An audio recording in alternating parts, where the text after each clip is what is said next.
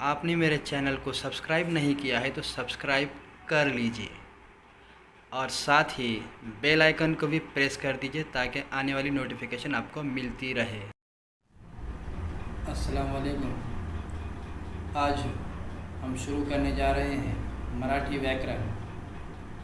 आप सभी जानते हैं कि कॉम्पिटिटिव एग्ज़ाम के लिए या फिर हमारे फर्स्ट टू 10th के लिए मराठी व्याकरण कितना ज़रूरी है, तो उसी चीज़ को ध्यान में रखते हुए मैं आज से मराठी व्याकरण शुरू करने जा रहा हूँ, जिसमें आज हम पहला टॉपिक पढ़ेंगे जिसका नाम है वर्ण।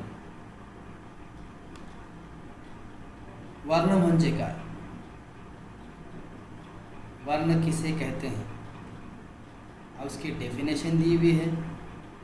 बोलताना निघणाऱ्या मूळ ध्वनीला वर्ण असे म्हणतात, या फिर तोंडावाटे निघणाऱ्या मूळ ध्वनीला वर्ण असे म्हणतात। जो हम बात करते हैं उस अल्फाजों को हम वर्ण कहते हैं। आप लोगों ने इसे देखा ही है।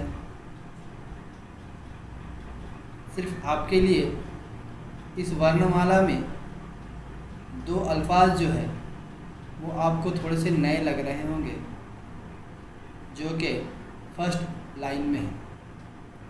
अ, आ, ई, उ, रू, लू, ए, आय, ओ, औ, अम, आ। तो जो रू और लू है ये सिर्फ इसमें नए हैं, लेकिन ये क्यों डाले गए हैं इसका भी आपको वीडियो के आखिर तक पता चल जाएगा। तो आज हमने देखा कि वर्ण किसे कहते हैं। अल्फ़ाबेट जिसे हम अंग्रेजी में कहेंगे। मराठी भाषेत एकूण 48 मूळ वर्ण आहेत। मराठी लैंग्वेज में कुल मिलाकर 48 वर्ण हैं।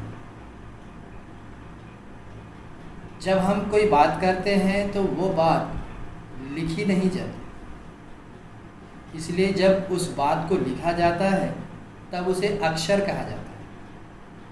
उसी तरह से मराठी भाषा में परभाषीय वर्ण को जोड़ा गया है, जिसे हम ए और औ पढ़ते हैं, जिसका इस्तेमाल हम अंग्रेज़ी अल्फाजों को लिखने के लिए करते हैं।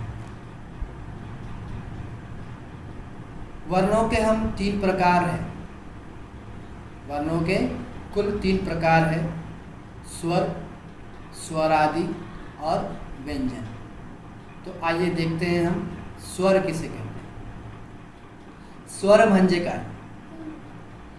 ज्या वर्णाचा उच्चार दुसऱ्या वर्णाच्या मदतीशिवाय म्हणजेच मुखातील कोणत्याही अवयवाशी स्पर्श न होता केला जातो त्यांना स्वर असे म्हणतात। जिस अल्फाज को बोलने में आपके जो ज़बान या दांतों का इस्तेमाल न होकर सिर्फ एक अंदर से आवाज़ आती है, उसे हम स्वर कहते हैं। और मराठी भाषा में कुल मिलाकर 12 स्वर हैं। जो अंदर से आवाज़ आती है, जहाँ पर ज़बान या फिर दांतों में कोई टच नहीं होता, उसे हम स्वर कहते हैं। अब स्वर है कौन से, वो हम देखते हैं। स्वर है अ, आ, ई, उ, ए, आय, ओ, औ, रू, लू। ये जो है ये हमारे स्वर हैं। इनकी आवाज़ जो है वो अंदर से आती है, इसलिए हम इसे स्वर कहते हैं। इनकी आवाज़ जो है वो अंदर से आती है, इसलिए हम इनसे क्या कहते हैं? स्वर कहते हैं। और स्वरों को पढ़ते वक्त कभी भी आपके होंठ एक दूसरे को स्पर्श नहीं करते, इसलिए हम इसे क्या कहते हैं? स्वर। क्योंकि ये आवाज़ें जो होती हैं ये अंदर से आती हैं। इसके बाद हम देखेंगे स्वरादी म्हणजे काय। स्वरादी को अगर हम थोड़ा सा अगर लंबा खींचते हैं तो हमें समझ में आ जाएगा। स्वर आदी, ज्या वर्णाच्या उच्चाराआधी स्वराचा उच्चार करावा लागतो त्यांना स्वरादी म्हणतात। स्वरादी कौन कौन से हैं? अम और आहा। तो अम को पढ़ने से पहले हमें क्या बोलना पड़ रहा है यहाँ पर? अ, और उसके बाद हम अनुस्वार को पढ़ रहे हैं अम। और आहा, उसे भी पढ़ने से पहले हमें अ की आवाज़ पहले हमारे सामने आ रही है, अम आहा। तो दोनों ही वक्त अ की आवाज़ हमारे सामने आ रही है।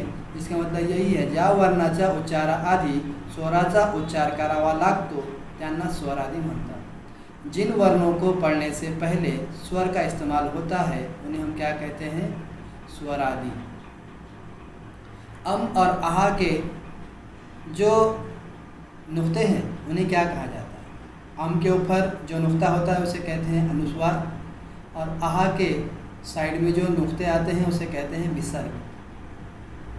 अनुसार व विसर्ग यांचा उच्चार करताना या वर्णाच्या अगोदर स्वर येतो म्हणून त्यांना स्वरादी असं म्हणतात। इनको पढ़ने से पहले स्वर आता है, जैसे कि अ, मैंने जैसे बताया आपको कि स्वरादी पढ़ने से पहले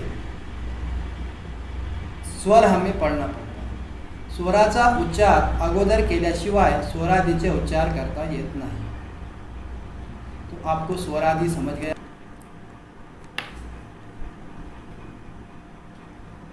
व्यंजन म्हणजे काय? ज्या वर्णाचा उच्चार पूर्ण होण्यासाठी शेवटी स्वरांची आवश्यकता असते त्यास व्यंजन किंवा मूळाक्षरे असे म्हणतात। जिन अल्फाबेट को कंप्लीट होने के लिए स्वर की ज़रूरत होती है उसे हम व्यंजन या फिर मूळाक्षरे ऐसा कहते हैं। मराठी लैंग्वेज में कुल मिलाकर 36 व्यंजन या फिर हम कहेंगे मूळाक्षर आहेत। अब ये व्यंजन है कौन से, ये देखते हैं। क, ख, ग, घ। अब जब हम इसे पढ़ रहे हैं, जब हम इसे कंप्लीट कर रहे हैं तो वहाँ पर हमें आवाज़ किसकी आ रही है? अ की। यानी कि एक अल्फ़ाबेट को कंप्लीट करने के लिए आखिर में हमें स्वर की ज़रूरत पड़ रही है। क, ख, ग, घ। उसी तरह हमारे पूरे व्यंजनों को जब हम पढ़ेंगे तो हमें आखिर में अ की आवाज़ आएगी। इसका मतलब यही है कि व्यंजन को कंप्लीट पढ़ने के लिए उसके आखिर में स्वर का होना ज़रूरी है। आया समझ में? इसके बाद हम आगे बढ़ते हैं। अब हमने अभी तक क्या पढ़ा, तो ये देखिए वर्णमाला। अब यहाँ पर देखिए स्वर कौन से हैं, स्वरादि कौन से हैं और व्यंजन कौन से हैं। स्वर में हमने सीखा अ, आ, ई, उ, रू, लू, ए, आय, ओ, औ। स्वरादि में अम, आहा। व्यंजन में तो आप देख ही रहे हैं। इसके बाद हम सीखते हैं शब्द म्हणजे काय। दोन किंवा अधिक वर्णाचा समूह एकत्र येऊन त्यातील अर्थपूर्ण वर्ण समूहास शब्द असे म्हणतात। जब एक दो से ज़्यादा अल्फ़ाबेट एक जगह आकर कोई मीनिंगफुल वर्ड बनाते हैं, जिसका कोई मीनिंग हो, ऐसा कोई वर्ड बनाते हैं, उसे हम शब्द कहते हैं। जैसे हमने यहाँ पर र, म और न लिया, तो जब इसे हम जोड़ते हैं तो एक मीनिंगफुल वर्ड बना रमन। ब, द, क, ये तीन वर्ण लिए हमने और एक मीनिंगफुल वर्ड बना बदक। प, क, ड, एक मीनिंगफुल वर्ड बना पकड़। तो इस तरह से शब्द बनते हैं। लेकिन कब दो या उससे ज़्यादा वर्ण एक जगह आकर जो बनता है उसे हम शब्द कहते हैं। अब उसके बाद है वाक्य मंचकार।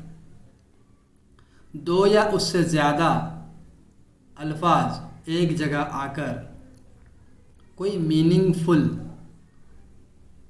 सेंटेंस बनाते हैं, उसे हम वाक्य कहते हैं। जैसे कि रमन बदक पकड़, यहाँ पर रमन एक शब्द लिया हमने, बदक एक शब्द लिया और पकड़ एक शब्द लिया। तो यहाँ पर 3 शब्दों को मिलाकर रमन बदक पकड़ ये वाक्य तैयार हुआ। 2 किंवा अधिक शब्द समूह यानी कि 2 से ज़्यादा अल्फाजों का ग्रुप जब एक जगह आता है तब उस हम ग्रुप को कहते हैं वाक्य।